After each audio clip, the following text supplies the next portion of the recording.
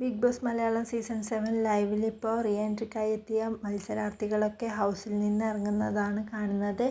അപ്പോൾ എല്ലാവരും പോകുന്നതിന് മുന്നേ അനുമോളുടെ അടുത്ത് വന്ന് ഓൾ ദി ബെസ്റ്റ് ഒക്കെ പറയുന്നുണ്ട്.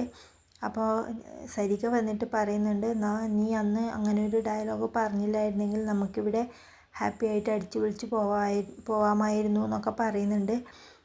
അത് കണ്ട് ലക്ഷ്മി തൊട്ടടുത്തിരുന്ന് ചിരിക്കുന്നുണ്ട്. അത് കഴിഞ്ഞ് പിന്നെ ബിന്നി വരുന്നുണ്ട്. ബിന്നി പറയുന്നുണ്ട്, പുറത്തിറങ്ങിയിട്ട് എനിക്ക് നിന്നെ കാണണം, നമുക്ക് കുറച്ച് സംസാരിക്കാനുണ്ട് എന്നൊക്കെ പറയുന്നുണ്ട്. അപ്പോൾ അനുമോളും പറയുന്നുണ്ട്, എനിക്കൊന്ന് കാണണം, എനിക്കും കുറച്ച് സംസാരിക്കാനുണ്ട് എന്നൊക്കെ പറയുന്നുണ്ട്. അത് കഴിഞ്ഞിട്ട് പിന്നെ ശാരികയാണ് വരുന്നത്. ശാരിക പറയുന്നുണ്ട്, നിൻ്റെ ഭാഗത്താണ് ശരിയെങ്കിൽ നിനക്ക് എല്ലാ നന്മകളും ഉണ്ടാവും, നീ സ്ട്രോങ് ആയിട്ടിരിക്കണം എന്നൊക്കെ പറയുന്നുണ്ട്.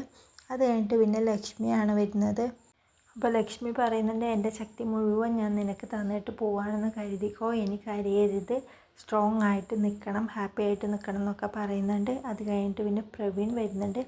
പ്രവീൺ അനുമോളോട് പറയുന്നുണ്ട്, ഞാനൊരു ഫ്രണ്ട്ഷിപ്പ് എടുത്തിട്ട് പോവുകയാണ്, ഈ ഫ്രണ്ട്ഷിപ്പ് എപ്പോഴും എനിക്ക് വേണം, ഇവിടെ വന്നിട്ട് എനിക്ക് കിട്ടിയ നല്ലൊരു ഫ്രണ്ടാണ് നീ എന്നൊക്കെ പറയുന്നുണ്ട്.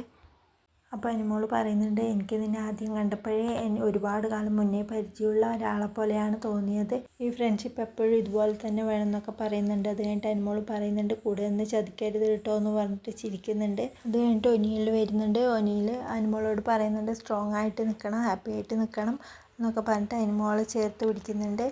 അത് കഴിഞ്ഞിട്ട് പിന്നെ അഭിലാഷാണ് വരുന്നത്. അഭിലാഷ് പറയുന്നുണ്ട്, നീ എനിക്ക് എൻ്റെ കുഞ്ഞു പെങ്ങളാണ്, ഇനി കരയാനോ വിഷമിക്കാനോ ഒന്നും പാടില്ല, സ്ട്രോങ് ആയിട്ട് നിൽക്കണം, ഇനി 2 ദിവസം മാത്രമേ ഉള്ളൂ എന്നൊക്കെ പറഞ്ഞ് അനുമോളുടെ നെറ്റിയിലൊരു ഉമ്മൊക്കെ കൊടുത്തിട്ടാണ് അഭിലാഷ് പോകുന്നത്.